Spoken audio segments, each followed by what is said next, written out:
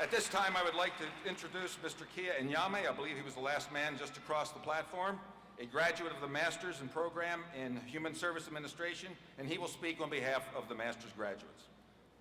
Mr. Nyame.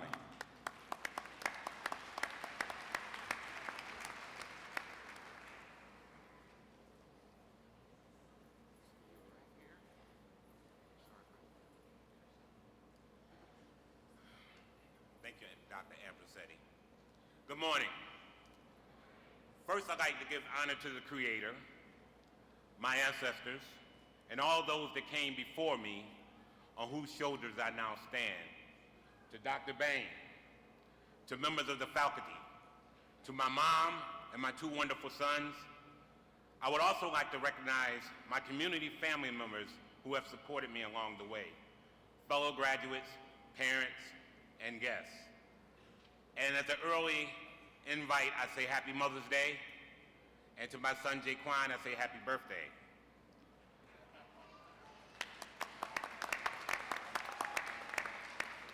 Have no fear. I am well aware that on a day of such great achievement, what you want first and foremost of any speaker is to hurry up and get this over with.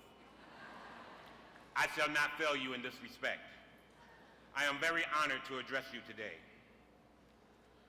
As I think back on the 2.5 years I spent at St. John Fisher College, my mind is filled with memories that consist of being happy, sad, frustrating, stressed, and even humorous. I take from Fisher the enhanced ability to serve as a competent leader in our community, one that stands with integrity. For me, Fisher has accomplished this mission of teaching goodness, discipline, and knowledge. During the times that my self-esteem was dangerously low, my professors helped me to see all that I have to offer the world. For that alone, I am grateful. The course studies were very challenging, yet they opened up a new level of critical thinking for me. I thank my professors for helping me to answer the question, why am I here anyway? The answer was simply, why not you? Through the empowerment of this institution and its faculty, I have truly earned this master's degree and come to realize that the light at the end of the tunnel is not the headlight of a train. I have had many challenges in my life, which I believe have strengthened and prepared me.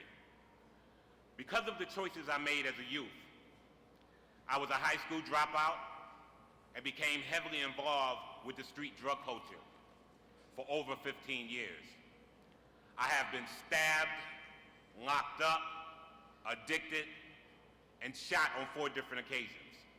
But through it all, I stand here today as the historical first in my family to achieve this accomplishment.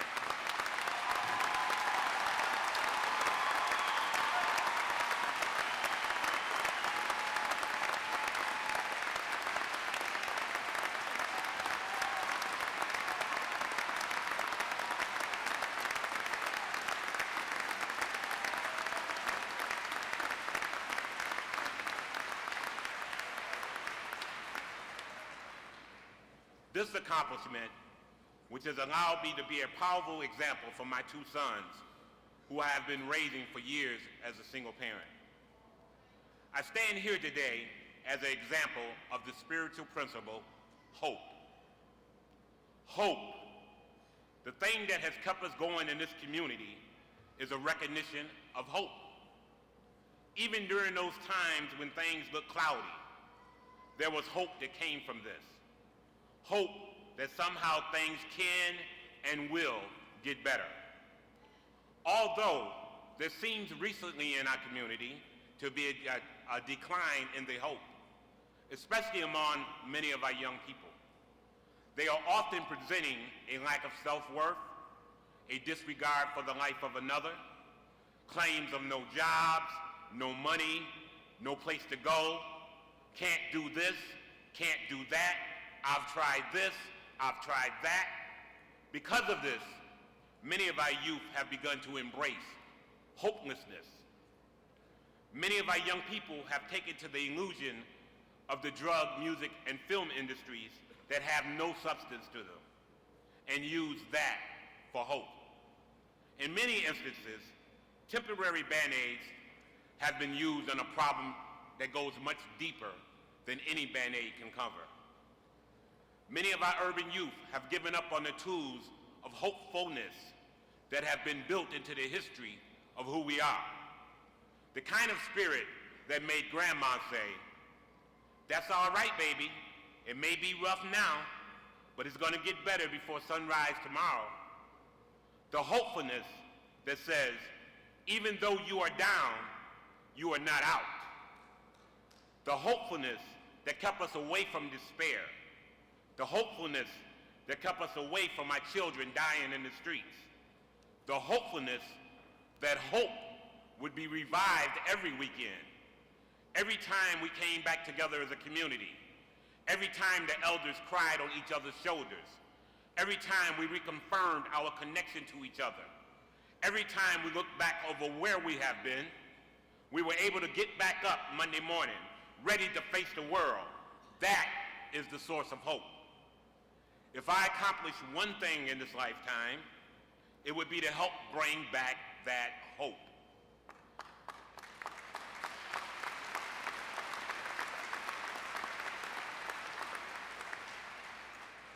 We must help our children, our youth, understand that there is no obstacle so bad that it hasn't already been faced.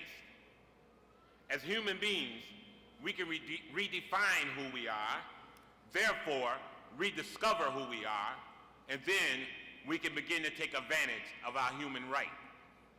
We, as graduates, have a responsibility to help create opportunities, to create jobs that help to rebuild hope in this community. Now there is hope in that.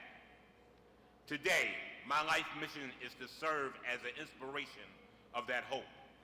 For all the urban youth I encounter and work with in this community, I am committed to the fact that we can accomplish anything if we believe in the power of the Creator, the strength of our ancestors, and the essence of faith. Not to mention, it takes very, very hard work. We can no longer be those who want crops without plowing up the ground, who want rain without thunder and lightning, who want the ocean without the awful roar of its many waves. Frederick Douglass understood the human condition all too well. Humans need struggles or obstacles to motivate them towards progress and achievement of their goals. As I take my seat, please remember that without struggle, there is no progress. Thank you.